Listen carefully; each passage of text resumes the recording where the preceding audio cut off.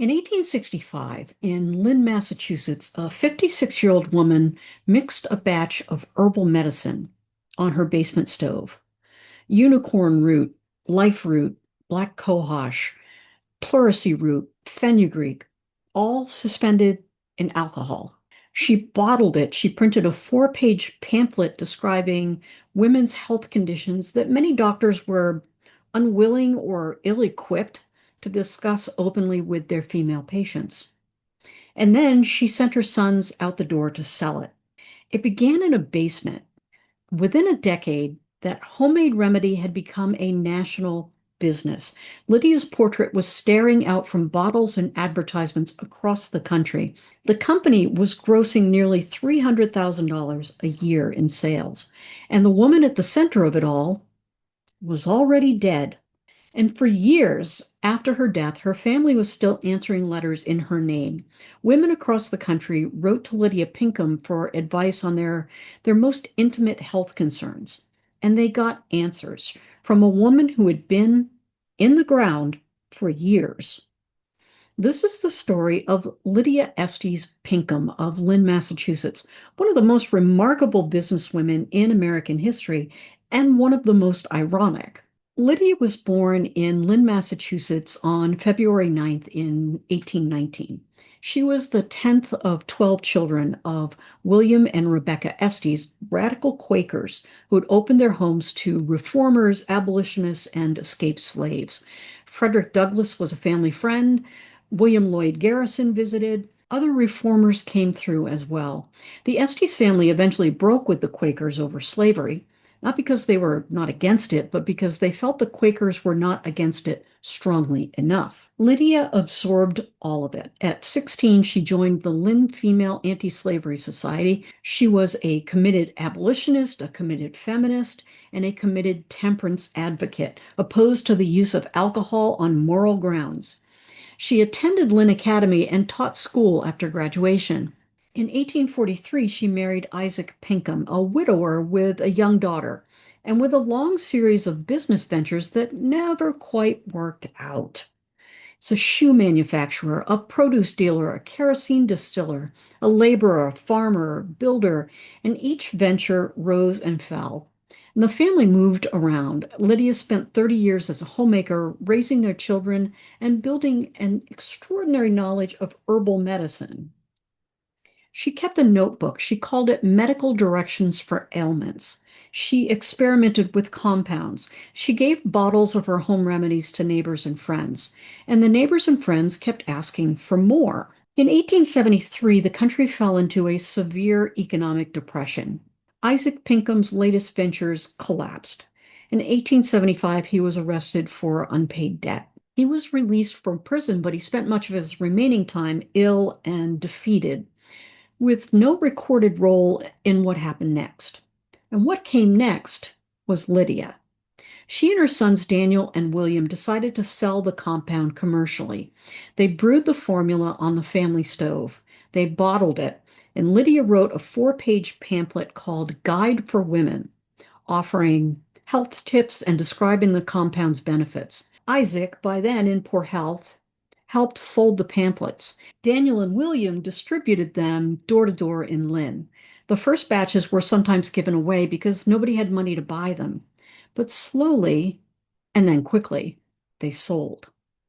Commercially introduced in the 1870s, the compound began moving from kitchen remedy to national product. In 1876, the Pinkhams found a New York pharmaceutical dealer willing to stock the compound. Sales picked up. Then, in desperation, William placed an advertisement in the Boston Herald, and the business changed overnight. Sales took off. The Pinkhams dedicated more and more of their revenue to advertising. That is where the genius really began. In 1879, Daniel Pinkham decided the compound needed a better label. The product needed a face, a trustworthy face, a face that women would believe. He chose his mother's. Lydia was 60 years old. Her sons described her as a robust, healthy woman. grandmotherly, with what contemporaries called a healthy appearance.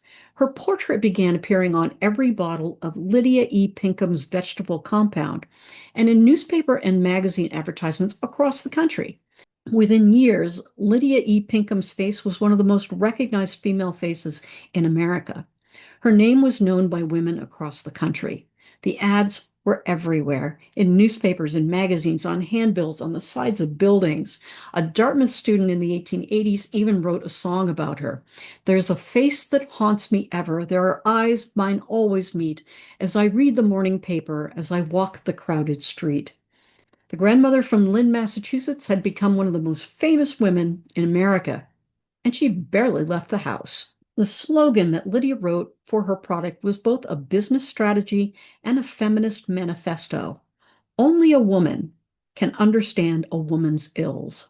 In the 1870s and the 1880s, male doctors often dismissed a woman's health complaints as imaginary, as hysteria, or as the inevitable consequence of being female in a world designed for men.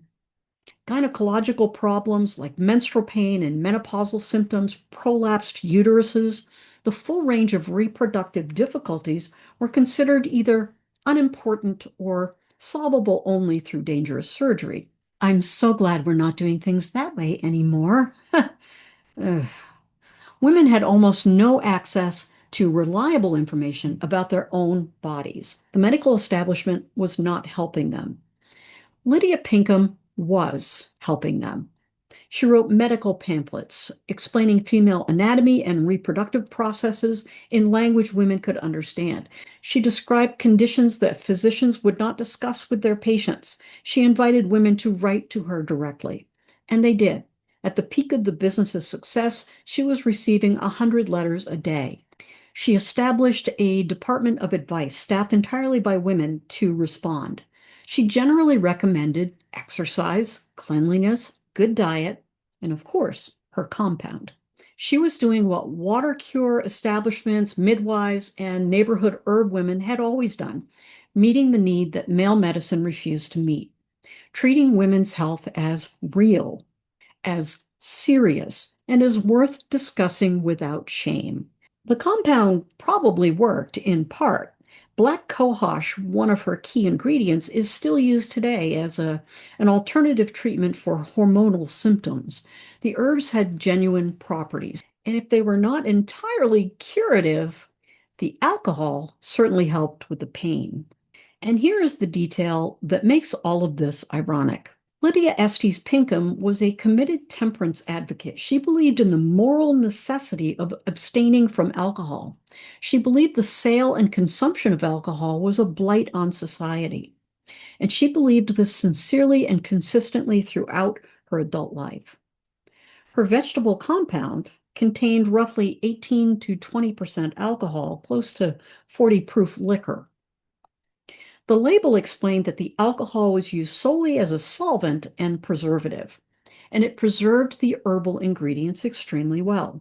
Depending on the formula, a full bottle could contain the alcohol equivalent of several glasses of wine. And the testimonials praising the compound, the letters from grateful users that the Pinkhams printed in their advertising, included letters from prominent temperance leaders, women who could not drink in public, women who believed alcohol was a moral poison, women writing to say how much better they felt after their daily dose of Lydia Pinkham's medicine. The compound gave Temperance New England a way to consume alcohol in the guise of medicine. It's for medicinal purposes, legally, publicly, and with a grandmother's face on the label.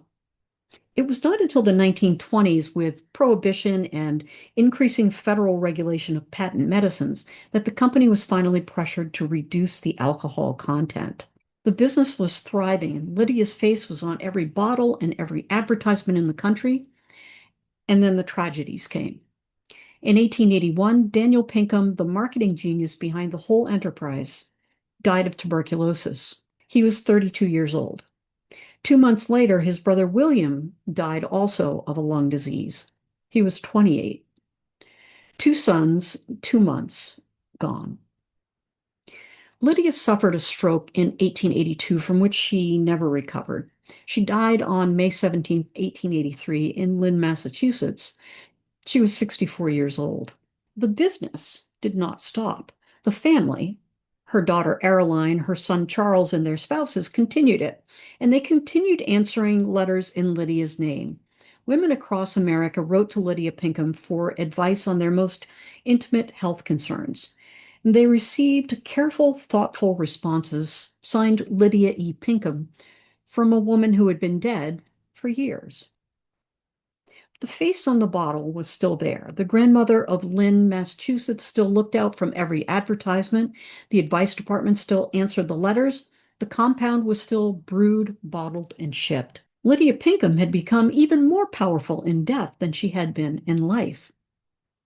The Lydia E. Pinkham Medicine Company was eventually sold to Cooper Laboratories in 1968.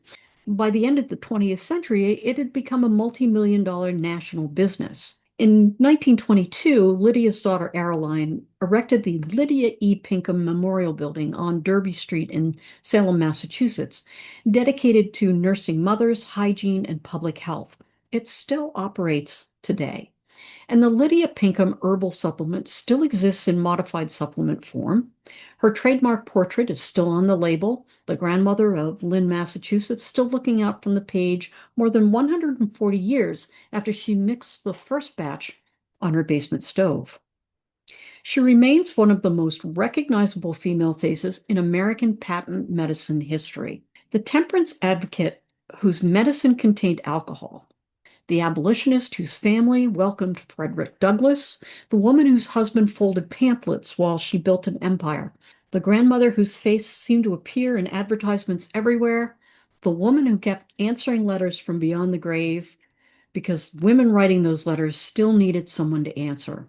Only a woman can understand a woman's ills. She understood them, their pain, their fear, their embarrassment, their silence. And she built a business around a truth nobody else was willing to say out loud. You can still buy Lydia Pinkham's herbal supplement today. Her portrait is still on the label. That face, once trusted by women who had nowhere else to turn, is still looking back. The basement factory produced more than a medicine. It produced a place for women to be heard and to be believed. I'll see you again somewhere in time.